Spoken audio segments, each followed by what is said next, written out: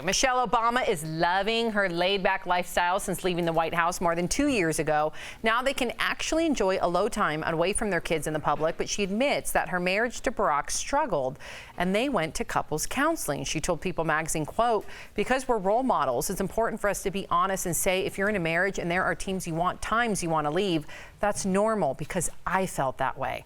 Wow, what a wonderful thing to hear, because we all go through that in our marriages, and it's nice to know that the glorious Michelle Obama also felt that way. Yeah, she can't leave Barack. You can't, because then who's the next woman going to be? Like, oh, who's your last wife? Is Michelle Obama? Okay. Sorry, I have credit card debt.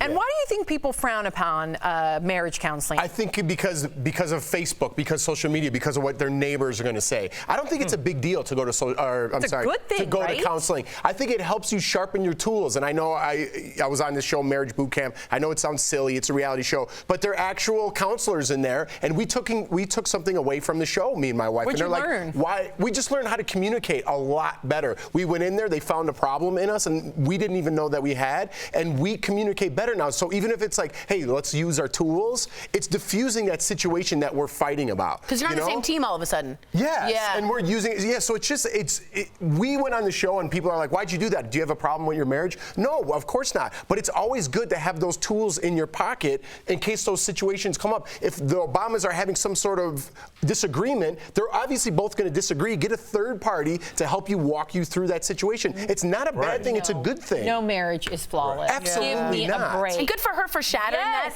And also, and I'd love to ask you, the African-American take on therapy. There is a lot of people that are uncomfortable with therapy in the black community. And for two very prominent black people to come out and say, we're in therapy, also leads to a more normalization, I think, of that practice. Well, and I mean, I'll just say this. I think black men especially deal with depression on different levels, and I think it's very difficult to talk about. I think and so too. It's released in alcohol and marijuana, but really you're masking some kind of pain. Yeah. I know that when I was dealing with things, whether it was the death of my father, I just took it all in. It's like, hey, a man doesn't cry. You sit up and all of our dads that came home from the war, instead of going to a counselor, they went to the garage and drank themselves to death for 35 years. And I think that we are seeing not only a new breed of men, but also African-American men like Dwayne Wade, who said, I went to go see a counselor after I got done playing basketball because this is all I've done since I was 3, and now it's gone. And who am I? What am I? What am I going to do